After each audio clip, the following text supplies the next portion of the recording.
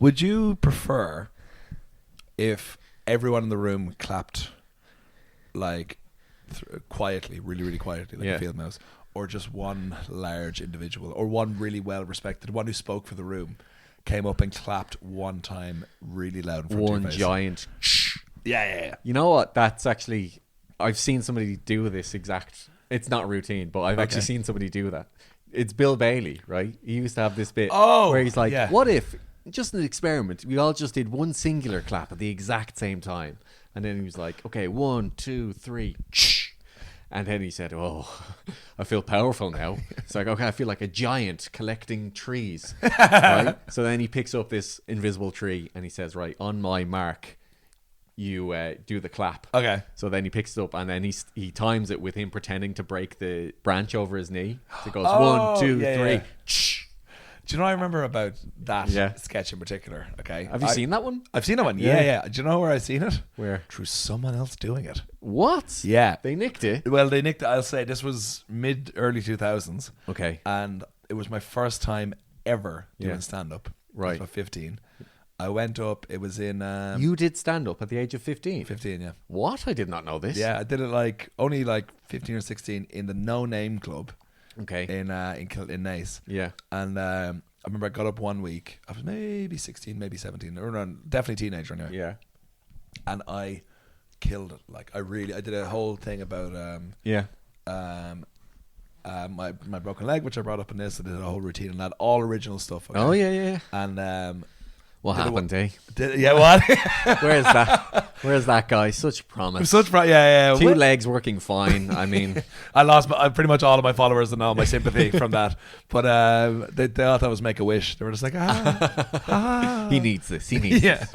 But I did 1 week. Yeah. And the guy I was going up against did that routine. And it was like the twig, the singular clap. Did the singular clap routine. So if it was his own, did the whole thing. Yeah. Highland was his surname. Now my mate, I have a mate named Mark Highland. Yeah. It's not him. Yeah. In case you're listening, Mark, which I'm not sure if you do, but if you do, it's not you. Another guy. And he did that routine. Okay. And I remember my one. Everyone died laughing. Okay. Yeah. And then following week, we did it, and I did it again, and I was not good. Oh my God. And I didn't really get the laughter, and he did the exact same set. Yeah. Got the laughter, and the person who was picking set chose him. And I was allowed to go do little jokes in between. Yeah. Just do one joke here and one joke there.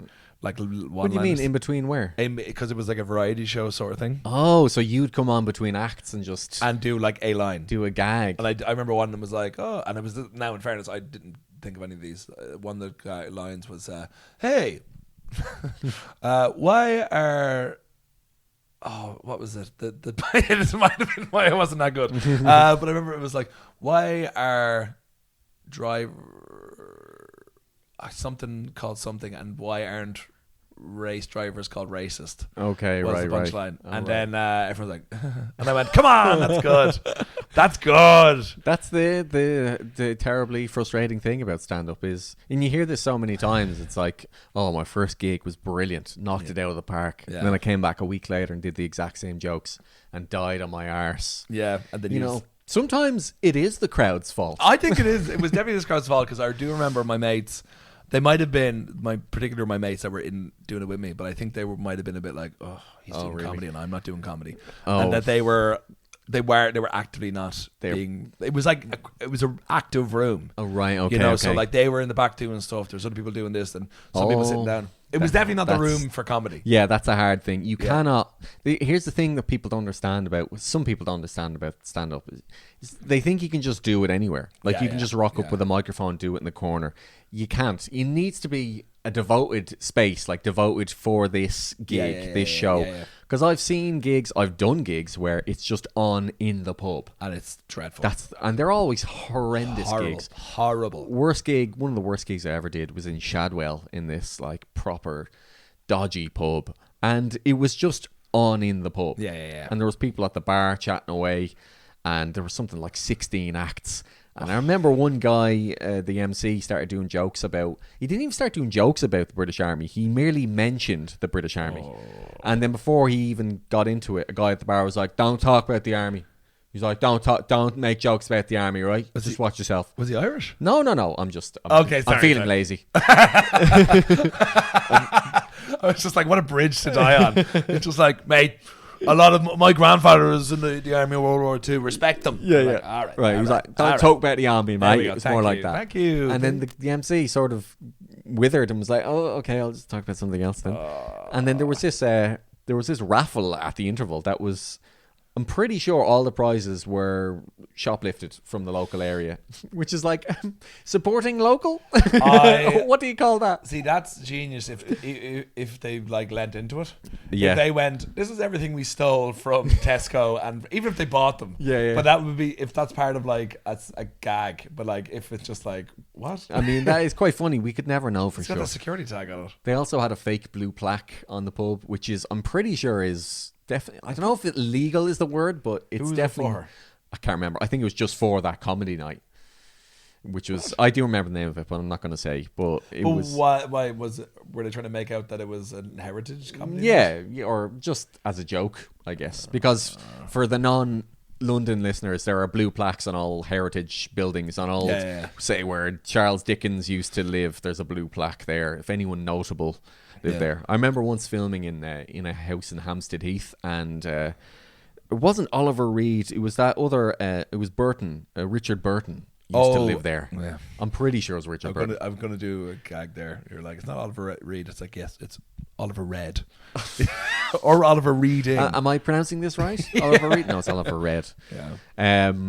But there's loads of them around the place. But I'm pretty sure the same guy makes them in a shed. Like it's a very small, classic cozy English operation. Yeah, and comparable to the lady who made Michael T. Higgins. Oh yeah, and who's now got, thank God, it's Catherine Connell T. Which is a bit more of a stretch. It is, but like it would have been far more awkward if it was just like, I don't know, Stephen Ray. What if what could have been? This is Heather Humphreys. Jim Gaviscon. Gaviscon. Could you do anything with Jim Gavin?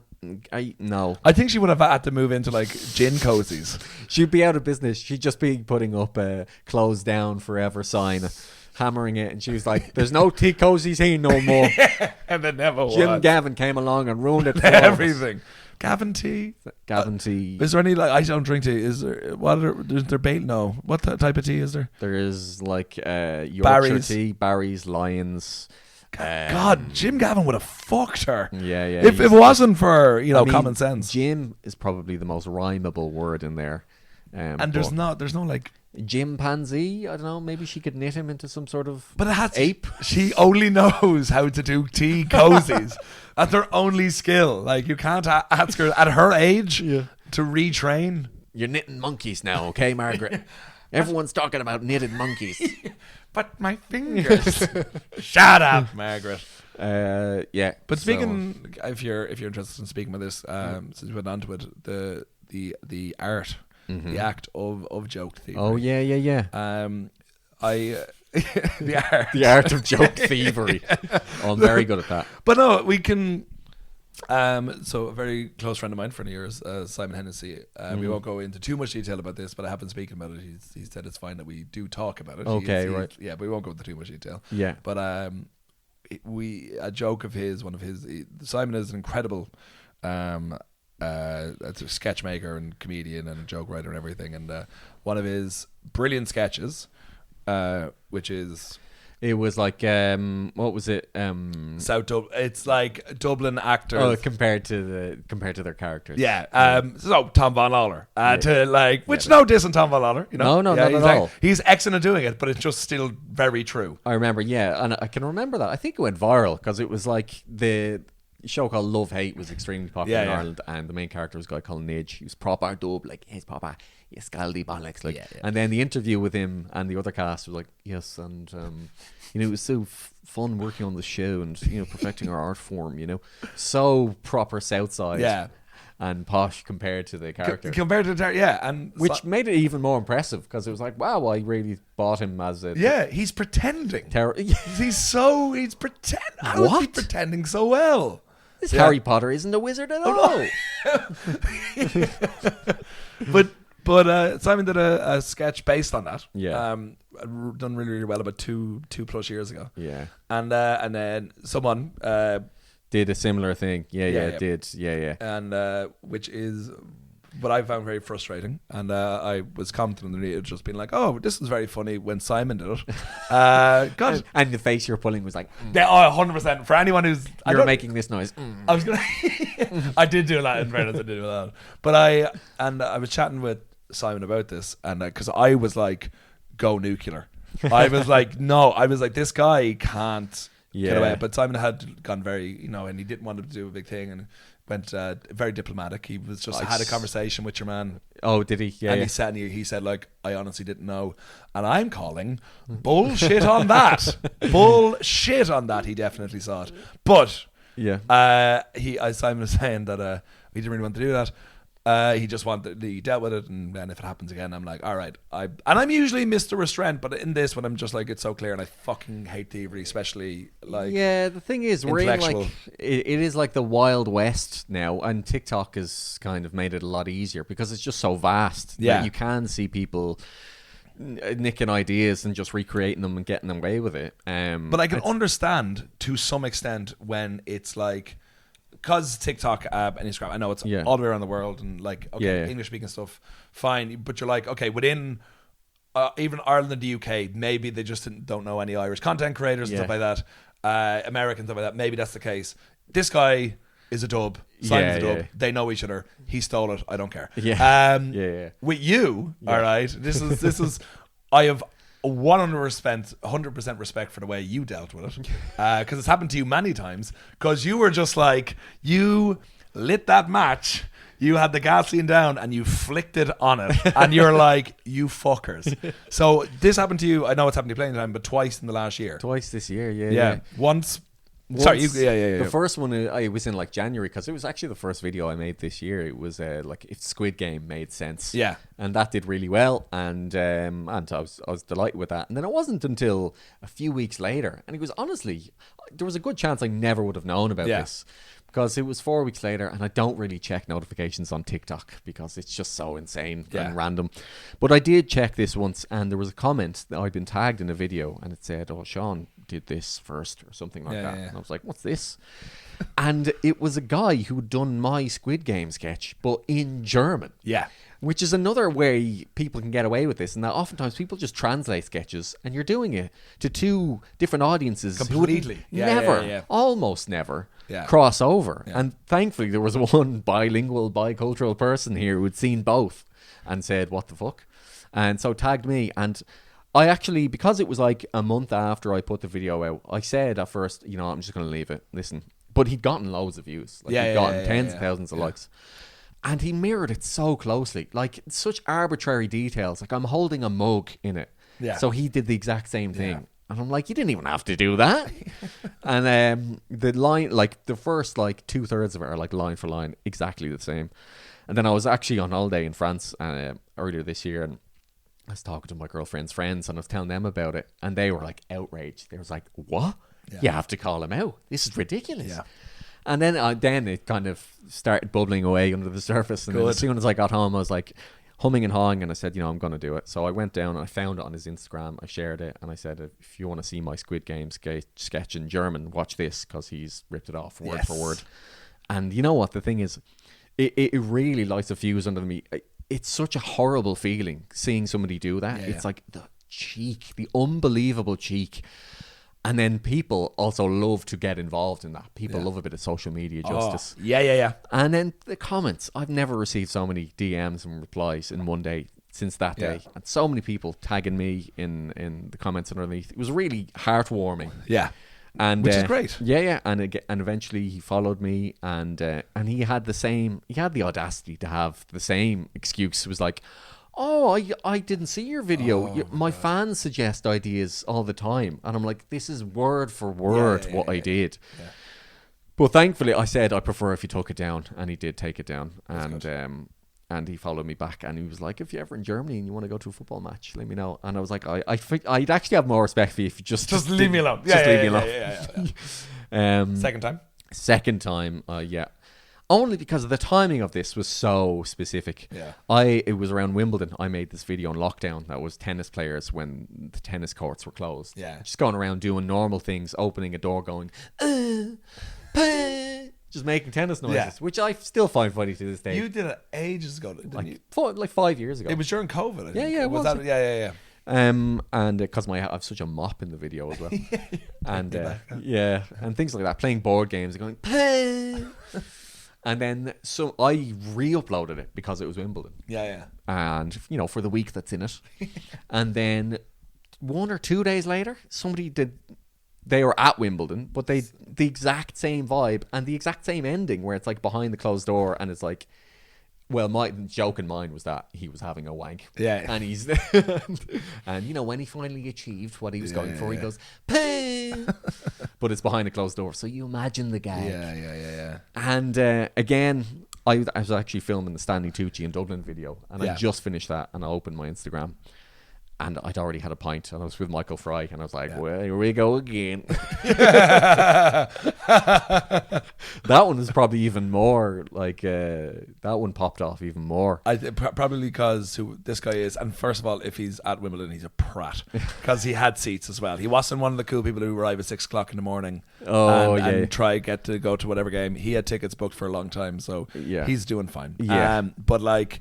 probably was on more people's radar, and it's also that less degree of separation, because I think there's a bit of an achievement, I think, if you're stolen by someone in Germany, that you're like, international, Mr. Worldwide. Yeah, Mr. World. Like, I am Pitbull. And as well, it was so, for anyone who's even doubting it all, well, the video's gone from the other guy, but it was a like stealing for the German one. But I think this one is like the posh Englishman stealing from an Irish person. Yeah, which, the narrative. That actually came up quite a bit in the comments as well. Really? I didn't. Oh, I loved them. It was, for me, being a supporter, I was trying to come up with like a quip along the lines of like posh British man steals from Irish person. Again. Yeah, because everyone was ahead of me. Everyone was ahead of me. Yeah, and I mean the narrative went in my favor there, big time. Yeah.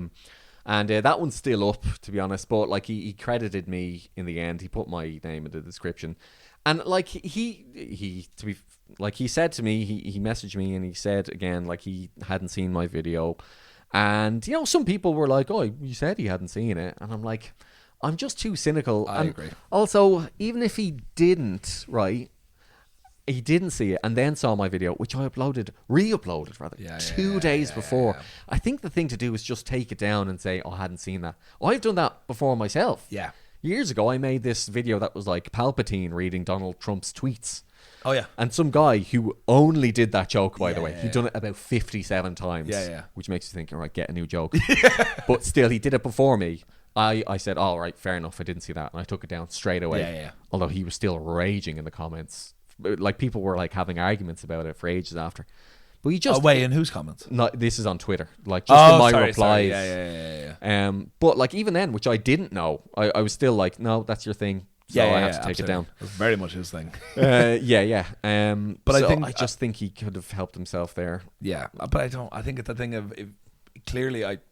Look, he can say whatever he wants, and he's never going to be like, oh yeah, I stole. No one's going to be like, I stole your idea. Yeah. Like you're going to back yourself and go like, no, this was a mistake. I didn't see it, blah, blah, blah. But here I'm being nice and giving you this. Yeah. They're never going to, if they're lacking in the moral fiber to steal it in the first place, they're not going to have it to be like, oh, sorry about that, I'm going to take it down. Because of course, that's what I mean. The consistency isn't there. Just chancing your arm. But like the timing of it, just whether he didn't or didn't do it, like it looks so bad. Yeah. Not only did I actually make it 5 years ago, I only reposted it 2 days before.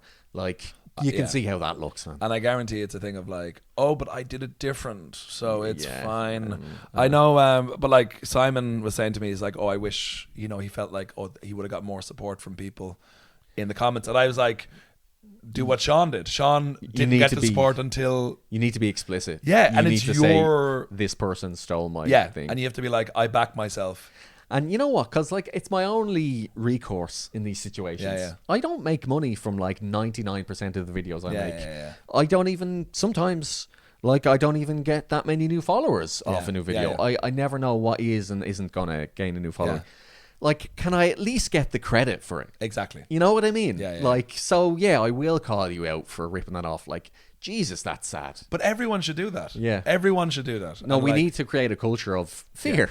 But no, it needs to be that. No, I'm serious. Of societal, of the shame. Yeah, it has to be that. Because what I said to Simon was like, okay, this guy is a young lad.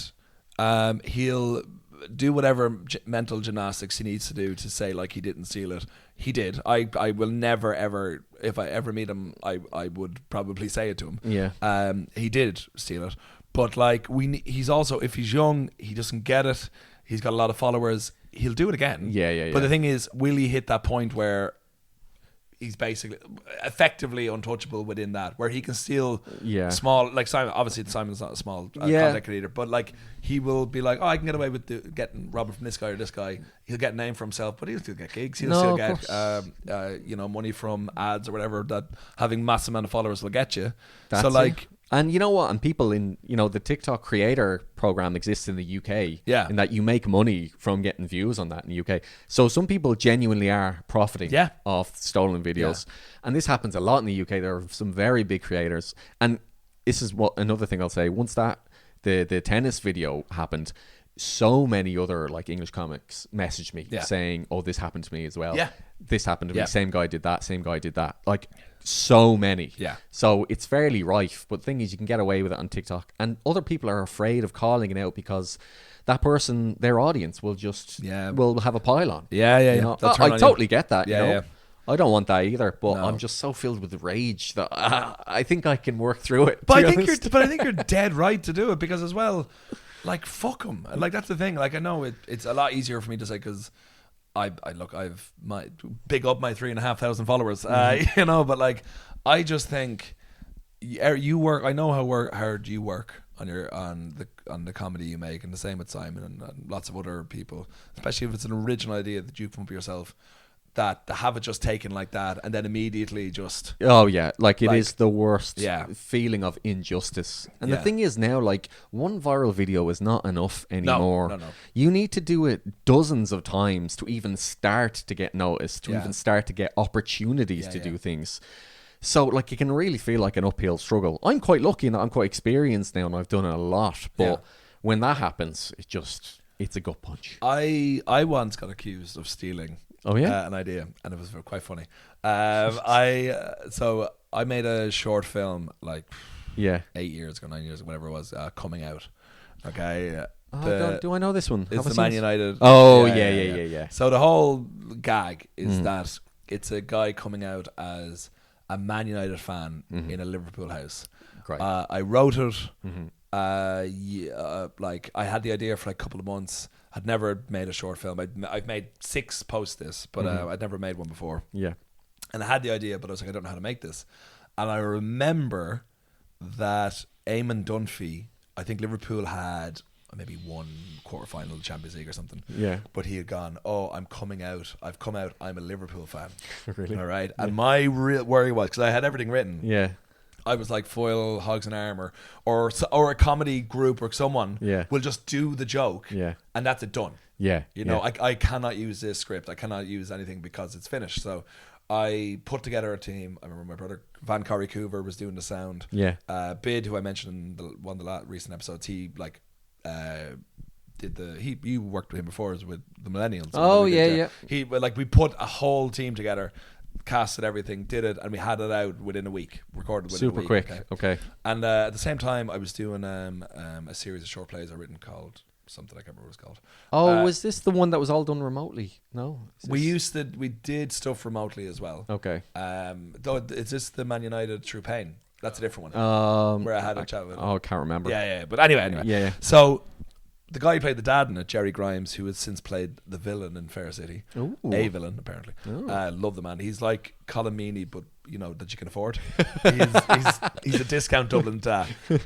Great man. I love Jerry. And he mentioned something in passing to me about like an acting coach or something like that. Yeah. Being a bit annoyed at the idea because it's been done or something, and I was like, oh no, it's fine. I was like, to be honest, like I don't think this idea is incredibly original. Just I like United.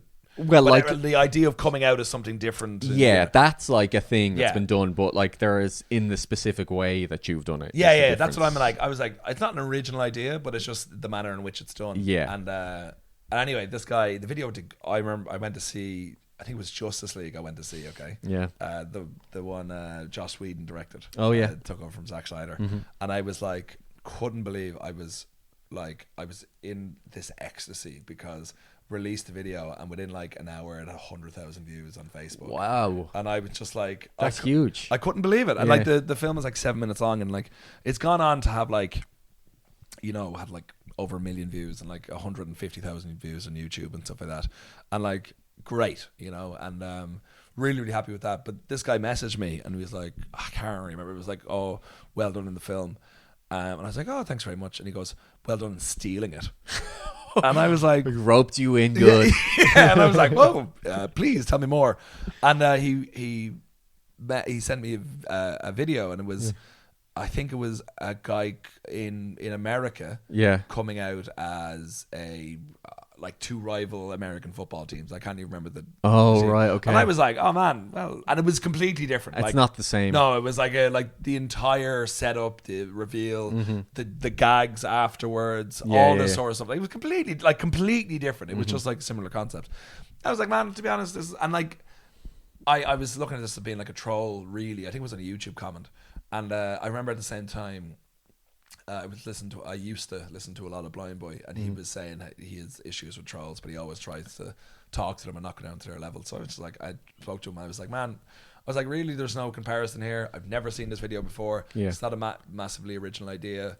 Like, I'm not same as anything. I'm not making money off this or anything. Like, I'm really proud of this, and it's how I presented the idea is different. And he went, no, you should release the video saying, I have stolen this. Credit these guys, all this sort of stuff. And I was like, I am not doing that. I'm not. And I didn't want to block him, but I'm just like, I'm blocking you because there is. Yeah, well, like sometimes you don't owe an explanation and a conversation to every single person who messages you or leaves a negative comment. Yeah, certainly not. Although one person left a comment on the Pierce Brosnan video saying, maybe the guy said something rude to Pierce Brosnan first. And I was like, did you what? You didn't watch the video? I saw it. I did, yeah. I saw that. Then I just thought, did you watch the video? And it's like 50 seconds long. Yeah, like. Did you just read the caption? Yeah. Some guy commented on TikTok on that one as well, being like, oh, there should be a charge on starting a podcast or something like that, on getting mics. I'm just like. Oh, he's plagiarized that comment. I've seen that. You see these kind of, well, I guess internet comments, it's witty riposts going around. But that video is doing great. Yeah. We should be very proud. I think we should pat ourselves on the back. We should, pat. No, that was nice because that's because we've had a few promo videos, but they're all like scripted stuff or like sketches that is literally the podcast. Yeah, you know what I mean. But we're going into Christmas week. Yeah, right. I have my Christmas party coming up. Finsbury Park on the 9th. If anyone wants to come down. Is this an Irish creative collective? Yeah. Right, so anyone's allowed to come. Right. But so last year we had it in the same spot. Okay, and it was unbelievable. Yeah. Right. We had live music. We had karaoke. One of the questions actually was sent in is, what's our karaoke song? So I'm going to go with you. What's my karaoke song? Moon Dance. Really? Morrison. Only because that's one song I learned. I did singing lessons years ago. Did you? And that's the song I did. Yeah. Is that because you like clicking your finger as well? And I do like clicking my fingers. You love clicking your finger. You're always like, why are you fidgeting in your pocket? Because I'm clicking my fingers in there. Stop it. That rhythm. It's a marvelous night for a moon dance with the stars up above in your eyes. A fantabulous night to make romance neath the cover of October skies, etc., etc. I think we can only sing like 30 seconds of a song before we can. Oh no, Van Morrison is kicking the door in. Where's my money? I know. speaking of Van Morrison, frequent listener to the show, fan of the show, Phil O'Connor. No, not Van Morrison. Has said to me that every member of that joined Van Morrison's band have to sign an NDA that they can't speak about how much of a prick he is. And I said it to, I was out with an Irish film director a couple of weeks ago, and whenever I meet someone who's like, you know, made it, I do, and you know, we're at the point of the night where I'm like, oh, good, I think he respects me enough that I can just be like, what's Bono like? Because I'm curious to know what Bono's like face to face. I was just like, what's Van Morrison like? And he just went, oh, he's autistic, and kind of went like that, and I'm like, oh, I guess. We can't no more fun anymore. We can't make fun anymore. I forgot autism was invented before the 2014. So I was like, shit. He was just like, yeah, he's a dickhead, but he's autistic. I'm like, man, no. Are you sure? Can he just be a prick? So from this point on, we have to be nice about Van Morrison. Oh, fair enough. But my karaoke song that night was Angels. Oh, okay, right. It was great. Okay, fair enough. What's the critiquing look? No, I was actually just thinking about the ABBA one. Is that also called Angels? Or is that I Believe in Angels? But I actually heard it first through Westlife. Same as Uptown Girl. Oh yeah, they did do that as well, didn't they? They kind of ruined. I've come to respect somewhat Westlife over the years, okay? But it's mainly we got a little world of our own. I get you in when no one else knows. I take you down when no one else goes. What you do, what don't you? Yeah, that one. Just the opening, like, make me feel funny, moving around, when I do without you. Oh, I think they're going back. We both got that wrong, by the way. Did we? The O comes in the next verse, yeah, but we both got it. Which means we're right. We'll fix that in the edit. Can you fix that in the edit? Just make me sound good. They're back. They're on tour rivaling Boyzone, but still gotta love Boys. Boys Life. Boys, but no, it's Boyzone. No, Boys Life. That's Keith Duffy and Brian McFadden. Yeah, the super group. Yeah, the Avengers of Irish boy bands. I need to see that gig. I remember I was thinking about Keith Duffy during the week. I remember interviewing a guy about a film he make. I was about to start or trying to start like a film YouTube channel thing. Yeah. Through this group, and it didn't work out because we didn't get on. But I watched this guy's film that was like, I don't know, like if you go through film school and everything like that, you can seemingly just sometimes just make a movie and it just happens, and people, it's just like such an alien world to me. I can do it within plays, I know I can do it. But he's like, oh, I just sort of made the movie. And to be honest, film's not great. My favourite part in it, okay, by a country mile, is that Keith Duffy has a cameo. Really? All right, but Keith Duffy's cameo, he plays himself.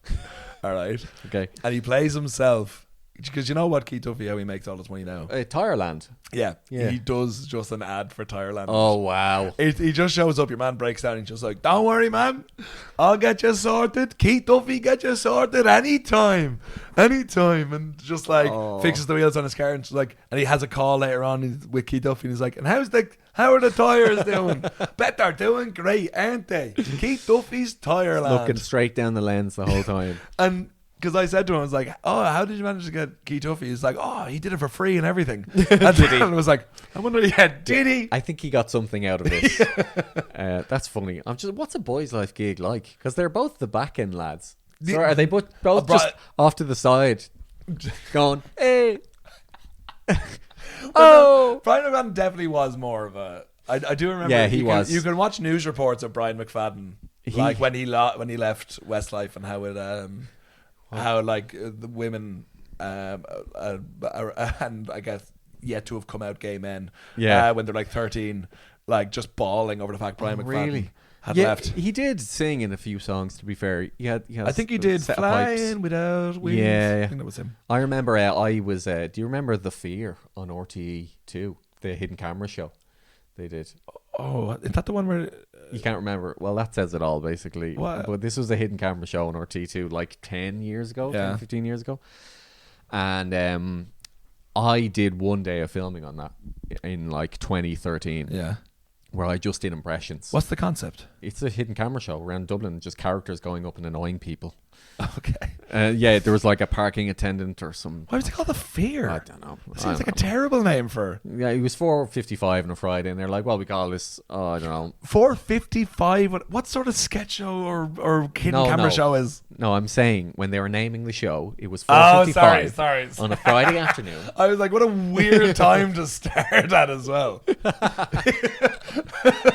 5 to 5. Wait, you got 3 minutes and we've ads. What's the?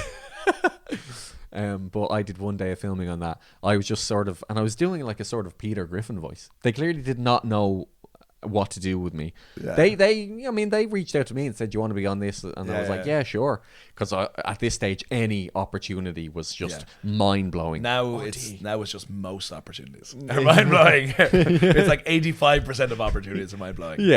How you've grown. Yeah, exactly. But so I was like bricking it, and I was wearing a suit for some reason. And it was a really hot day in the middle of summer. Yeah. And I was going. They were like, "Just go around, do like your Peter Griffin voice, and just kind of irritate people."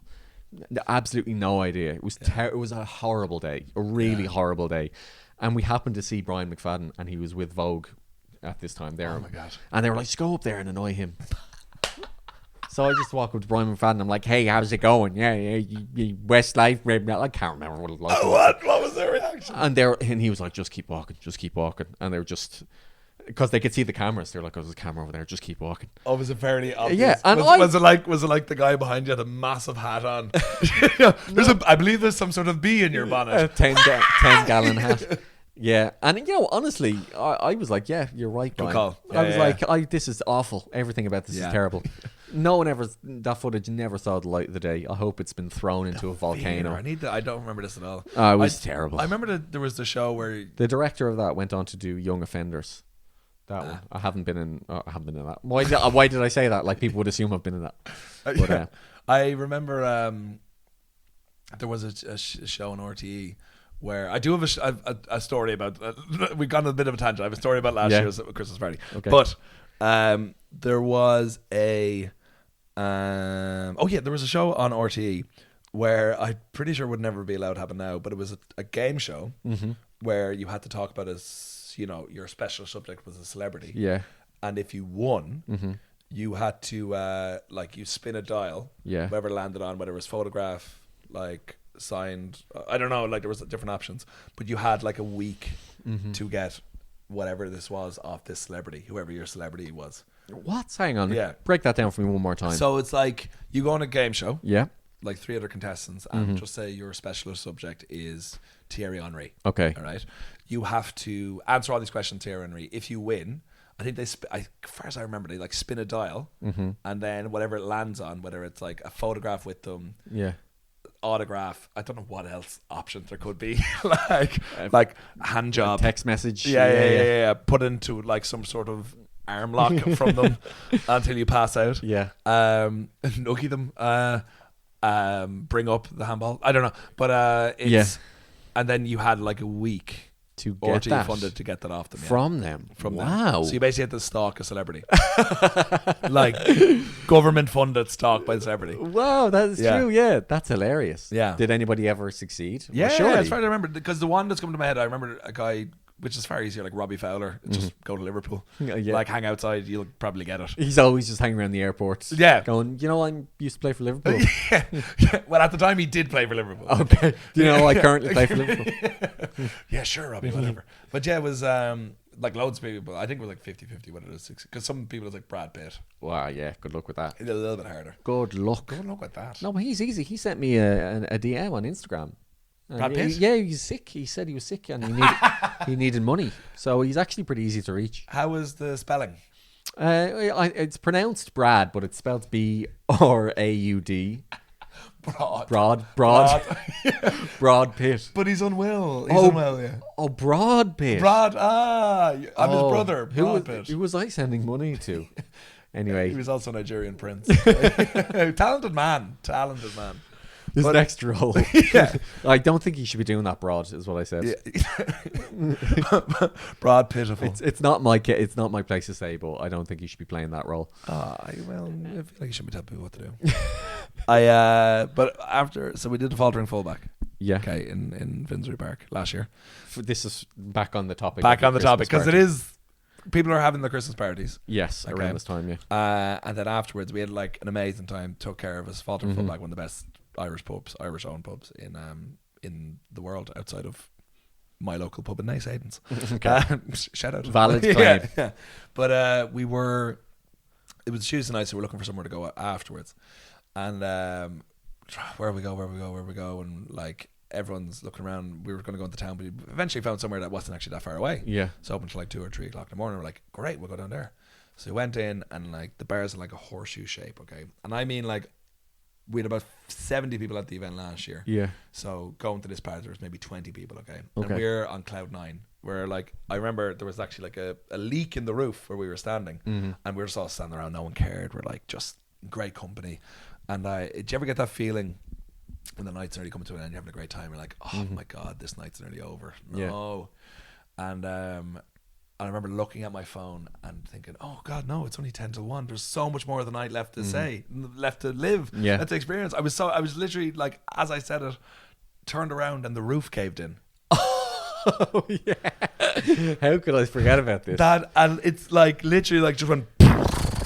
Wow. And we were just like, fuck. The roof. It's not on fire. No, but it has collapsed. It was quite damp, said the DJ. And we moved to. They just moved us to the front of the bar. We got a few free drinks. And sign this health and safety form that says you can't sue us. As well. But we went around the back. I went back and I put like a velvet rope and turned the lights on. I took photos. It honestly looked like an art installation. You know? Wow. What does it mean? It looked like, oh, this is how people live in war-torn countries. Yeah. You know? See? Have some appreciation. Yeah. You're welcome. This could be happening every day. Yeah. But it was definitely, well, except for the person who got hit in the head. It was a memorable... R.I.P. Brad Pitt. He was out that night. Yeah. That's why the spelling might have gone downhill. That's why he's sick. That's why he believes himself to be a Nigerian prince. Once that timber beam clocked him on the temple. That was that. For poor old Brad. He had a good run. Right. But yeah, that was... I forgot about that. That is a hell of a story. Do you have any memorable Christmas parties while I look for a question? Do I have any... My last time I had a proper job, they used to have decent Christmas parties. Oh, actually, I used to... for a while, do you remember live quiz show apps were quite popular? So like you would tune into this live quiz at the same time every day. And I was the guest host for this Christmas episode, I think. But it was on the same day as our Christmas party. And it was in this kind of media building and where we all worked. So I had to do that at like 5 p.m. But the Christmas party started at 1. And I said, I'll go out and I'll have one drink and, come back at 5 and do it. Lo and behold, I go out and have at least 4 pints. Oh my God. And come in and I'm just, my eyes are looking at 2 different postcodes. I'm like, reading from a teleprompter, thank God. That was the greatest challenge of my performance life. Just like, okay, question 1. In what year was this Great Fire in London? That was a great fire, wasn't it? That's all part of the show. Sorry, I have a flu. Yeah. Who won? I can't remember. No. Everyone lost that night, Joe. And I just remember the producer being like, well, he's clearly locked. Yeah. Did you say it started at 1 a.m.? No, it was like 5 p.m. or something. Oh, but when did you go for pints? Oh, in the 1 p.m. It started at lunch. Sorry, it started at 5 and you went out at 1. I thought it started at 5. I thought you went out at 5 and it started at 1 a.m. No, it wasn't. I was like, everyone should be pissed. Yeah, they can't blame you. Yeah. Okay, question. Yeah. From Grace Lynch. Okay. Wife of our beloved James Orr. Mostly on time these days, James Orr. Yeah, fair play. Fair play. He's coming around in my eyes. This is a bit more personal question. She said, what's your favourite memory with Joe? Oh, that's a nice one. That is a nice one. To be fair, one we've already talked about on the podcast was when we were in New York together. That was great. Yeah. Because I'd actually forgotten that even happened until like a while ago. Yeah, until I posted the blurry photo of us on the subway. That was it. Yeah. Because I just remember, because I was traveling on my own there for a couple of weeks in US, and you just happened to be in New York at the same time, and we'd already like known each other.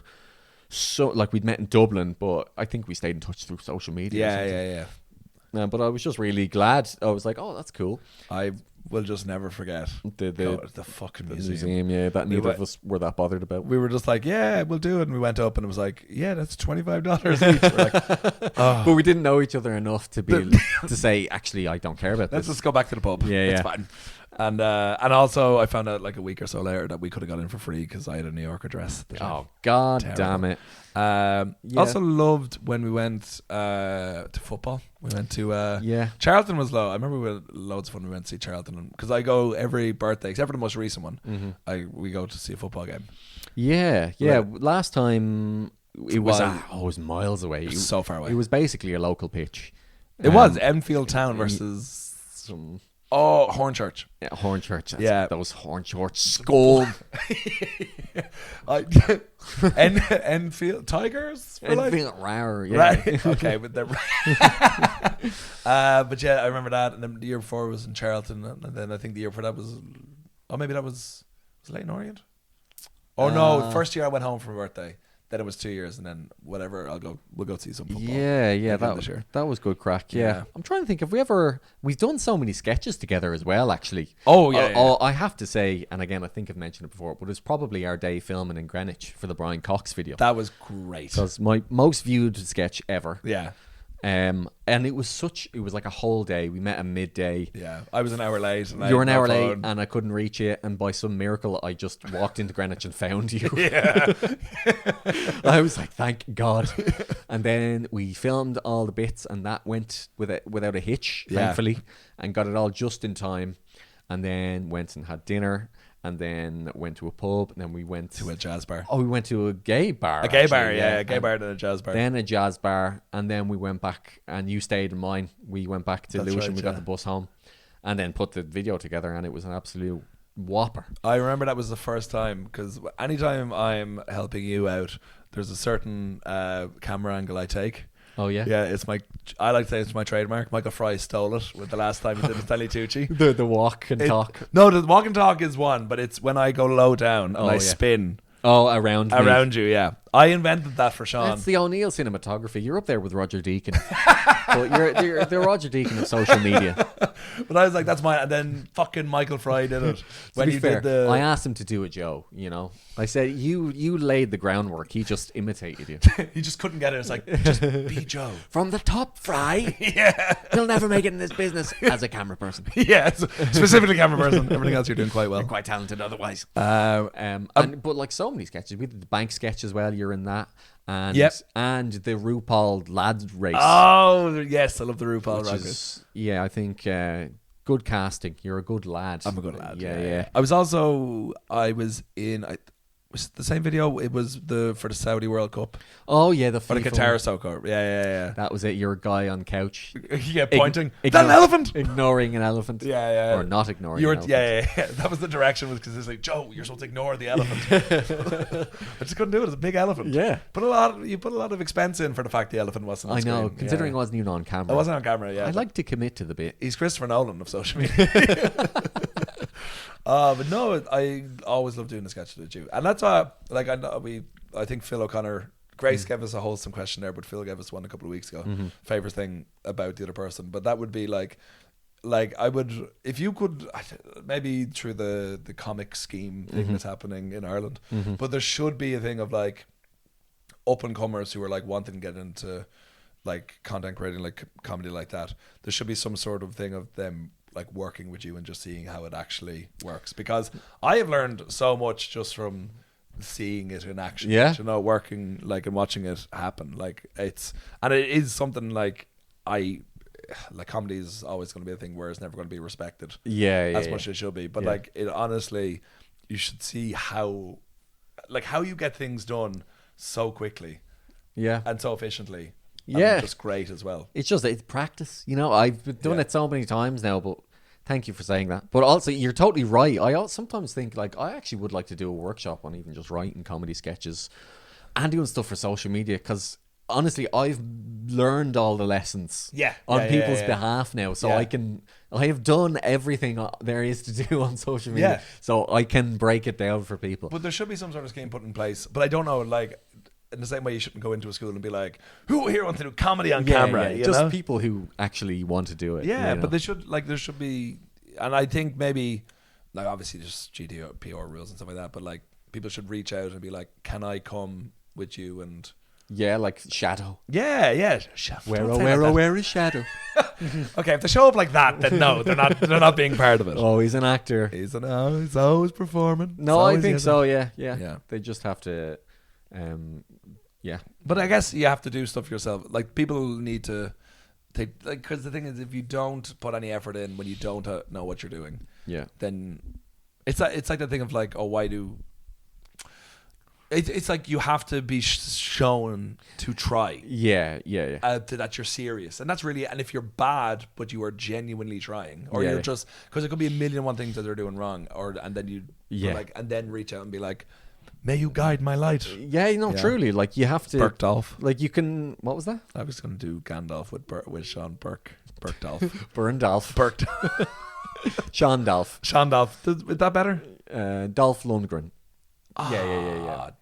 Just be a 6'4" ripped boxer. That's my lesson. Super blonde hair. Super blonde. Yeah. What's he say? I must destroy him. I must break him. Yeah, if he dies, he dies. But yeah, no, thanks for that. What was I going to say? No, that's the thing is, one thing I've learned is you have to do it to learn about it. So especially with making stuff. But I could probably shorten that journey for some people. Yeah. Anyway, that was a nice, wholesome end. Very wholesome. To this week's episode. Thanks for listening. And you can find us on Instagram at Steal a Penguin Pod. Yeah. And if you're enjoying the show, please give us a 5-star rating on whatever you're listening on. And enjoy this silly season. We'll have a lot more Christmas stuff coming. And Sean has a comedy night as well. Yeah, December 14th, Burke and Friends. Yeah. Check it out. It's going to be a lot of fun. It's actually, it's organised by the both of us. Yeah. So, surprise! I gave the secret away. Okay. I'm the and.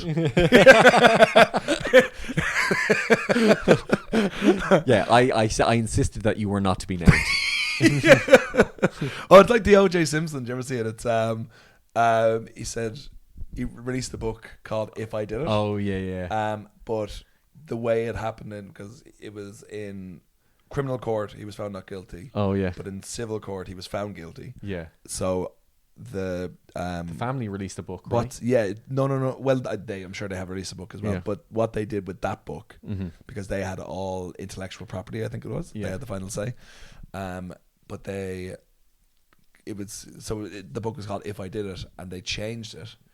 And they made the if really, really small. Yeah. So it's just I did it. Yeah. O.J. Simpson. Yeah. So that's the same thing. Nice. It's like my name is in the ampersand. Yeah. You have to get like a microscope out. It's like, there he is.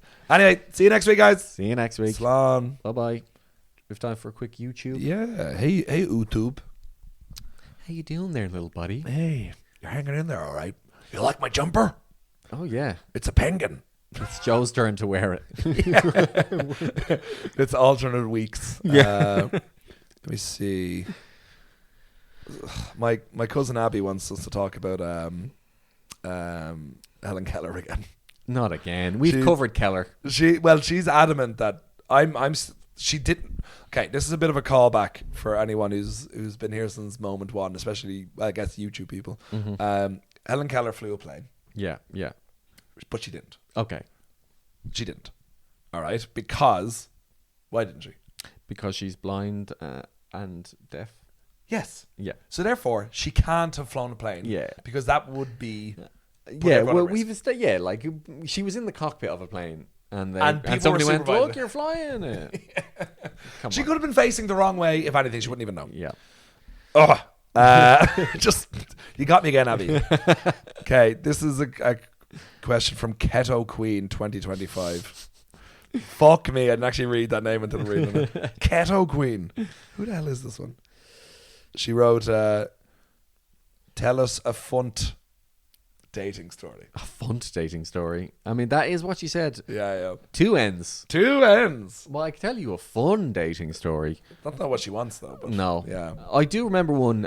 Honestly, I hated being on the dating apps. Can I just say? Yeah. It was like Mr. Bean joined Hinge. Like, it's an absolutely charismatic free zone.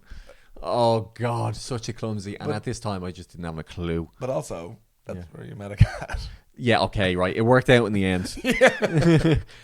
But Jesus, I went on a date with an Irish girl in Islington, and we went to the Angel. Oh no, sorry, Angel Comedy. I love a comedy night, and went to the show there, and then went back to her place. Okay. For some shepherd's pie. Oh. And no, that's not a euphemism. We just went back to her place and ate shepherd's pie with all her housemates, and then I left and never saw her again. Oh, okay. Were you getting excited for shepherd's pie when you thought it was something else? No, no. At no point was there any illusion that it would be something else. Okay. It was like, do you want to come back and we'll have some dinner or something? Which is nice. And I like shepherd's pie. If she had said to you, like, do you want to come back for some shepherd's pie? You would have been like, ew. Yeah. Why is that your choice of food? Yeah, but no, I would have been like... For this euphemism. Yeah, there we go. Like, that is not... Shepherd's pie. It's got mash on top. That leads me to nothing. No, but which is good because that wasn't the case. Yeah, so. There was no one was at any point did anybody think anything other than actual shepherd's pie was going to happen. I'm trying to think. You I mean, you told look, me. My head is melted with just like dating stories. It's honestly, it's like it's a cesspool out there. Except for anyone who I've been on a date with who's watching this. Thanks for you being glorious. Not you. Yeah. No, never you, babe. I'm talking about you. Yeah, dates wise, it's like I do you know what? There's nothing I can really say that because we were asked specifically for a font. Oh yeah, one, fun like one. or possibly a funny one. But like, there's loads I've been on that have not been. In hindsight, there's one I went on where I brought her to a gig. I was emceeing. Mm-hmm. It was terrible. I was like fully confident it would be good. It was a really dreadful gig. Yeah, because no one showed up. Like I was supposed to have like 40 or 50 people there. Wow. Ended up being just like 10, and it was just like it was just tough night. Tough night. And then we went out and went to a bar down the road, and I ended up dancing because I was just so. You could tell, when it's not going well, and you're just reaching for the stars and just hoping, and like. A song came on, I was like, ooh, and she was like, oh, I did like a little dance, and she's like, oh, you should do that more and keep dancing. I went, okay, and I did. And dreadful. It was honestly awful. I got a text the next day being like, nope, thanks.